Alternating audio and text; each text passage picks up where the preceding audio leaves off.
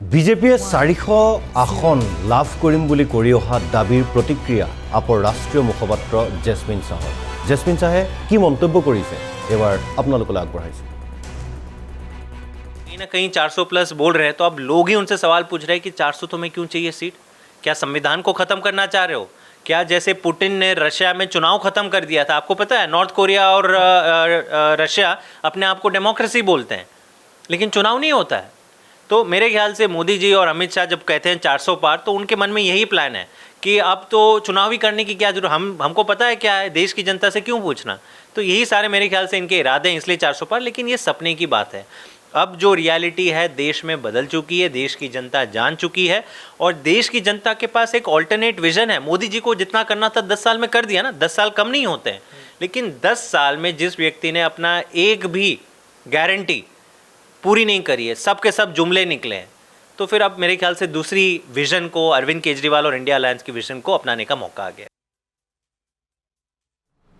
দিল্লী মুখ্যমন্ত্ৰী অৰবিন্দ কেজৰিৱালে 10 গ্যাৰাণ্টি দিয়াৰ পাছতে তীব্ৰ আক্ৰমণ কৰিছে বিজেপিয়ে আৰু বিজেপিয়ে আক্ৰমণ কৰাৰ পাছতে ইয়াৰ প্ৰত্যুত্তৰ দিছে আপৰ ৰাষ্ট্ৰীয় মুখপাত্ৰ জেছমিন শাহে। অমিত শাহকো সমালোচনা ৰাষ্ট্ৰীয় মুখপাত্ৰগৰাকীৰ। আমাৰ দিল্লীৰ সাংবাদিক চাণক্য হাজৰিকাৰ সন্মুখত কি ক'লে জেছমিনে চাওঁ আহক। दुख होता है, मुझे दया भी आती है भाजपा के नेताओं को कि जब अरविंद केजरीवाल बोलते हैं कि मैं सारे सरकारी स्कूल को इतना शानदार बना दूंगा, हेल्थ केयर सिस्टम को वर्ल्ड क्लास बना दूंगा, 24 घंटे बिजली, मुफ्त बिजली दूंगा, तो इनको विश्वास नहीं होता। इनको लगता है कि ये पागल आदमी है, ऐसा तो हो ही नहीं सकता। अगर देश इतनी प्रगति करेगा तो हमें क्यों वोट डालेंगे कोई भी लोग।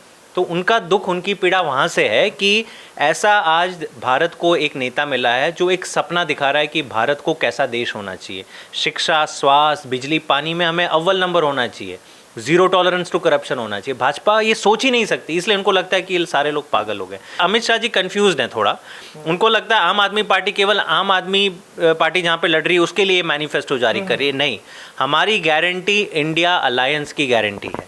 इंडिया अलायंस 2024 का लोकसभा चुनाव जीतने जा रहा है, ये मैं गारंटी दे रहा हूँ, क्योंकि 3 चुनाव खत्म हो गए और भाजपा की नींद ऑलरेडी उड़ गई। आज चौथा फेज का वोटिंग था और अभी से अगर आप देखें भाजपा किस चीज़ की बात कर रही है, अब वो विकास की बात भूल गई। शिक्षा बोल रहे पाकिस्तान, गाय भैंस, मंगलसूत्र, हिंदू मुसलमान, कब्रस्तान, यही बात रहेगी।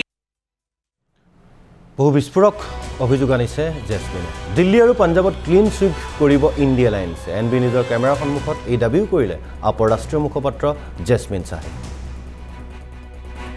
ये 2024 का जो चुनाव है वो दिल्ली नहीं, देश भर में एक बहुत ही अलग चुनाव है। लेकिन दिल्ली की अगर हम बात करें तो 3 बड़े फैक्टर्स हैं जो 2014 और 19 में नहीं थे, जो आज हमको आम आदमी पार्टी और इंडिया गठबंधन को यहाँ पे 7 सीट पे जिताएंगे।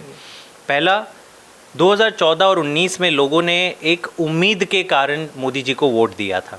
मोदी जी ने बहुत बड़े बड़े वादे किए थे। किसानों को बोला था कि आय दुगनी करेंगे, सारे गरीब लोगों को बोला था कि विदेश का काला धन लेके आएंगे और आपके खाते में 15 लाख जमा करेंगे। मिडिल क्लास को बोला था बहुत हुई महंगाई की मार, अब की बार मोदी सरकार। क्या हुआ? एलपीजी का दाम 400 रुपये से 1200 रुपये चला गया, पेट्रोल डीजल 100 के पार हो गया। तो जितने वादे मोदी जी ने पिछले 10 साल में किए थे वो सारे के सारे जुमले निकले। इसलिए जो होप थी, जो एक्सपेक्टेशन थी, उस पर मोदी जी तो खरे नहीं उतरे, इसलिए अब लोग किसी और को मौका देंगे। दूसरा जो बड़ा मुद्दा है, दिल्ली में हमेशा आम आदमी पार्टी, कांग्रेस और बीजेपी रही है लोकसभा चुनाव के लिए।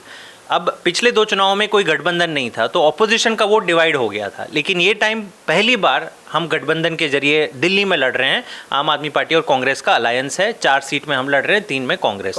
तो ऑपोजिशन वोट नहीं डिवाइड होगा। और तीसरा और सबसे बड़ा फैक्टर है अरविंद केजरीवाल। देखिए, अरविंद केजरीवाल दिल्ली के बहुत ही लोकप्रिय मुख्यमंत्री है। दिल्ली के लोगों ने हिस्टोरिक मार्जिन से उनको जीता के भेजा है। आपने कभी सुना नहीं होगा कि किसी भी स्टेट के 70 सीट में से 67 सीट एक पार्टी को मिला, लेकिन अरविंद जी को मिला। दूसरा, पंजाब की रियलिटी थोड़ी डिफरेंट है। पंजाब में लोगों ने पहली बार एक ईमानदार सरकार का अनुभव किया है। आम आदमी पार्टी, भगवंत मान जी की सरकार 2 साल से काम कर रही है और लोग बहुत खुश हैं जो वहाँ पे काम हो रहे हैं।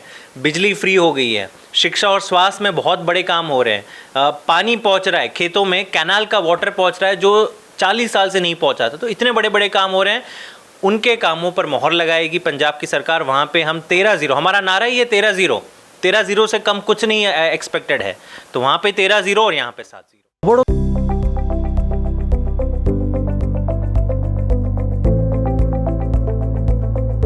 NB নিউজ, সহজ সৰল ভাষাত নৱভাৰতৰ কথা।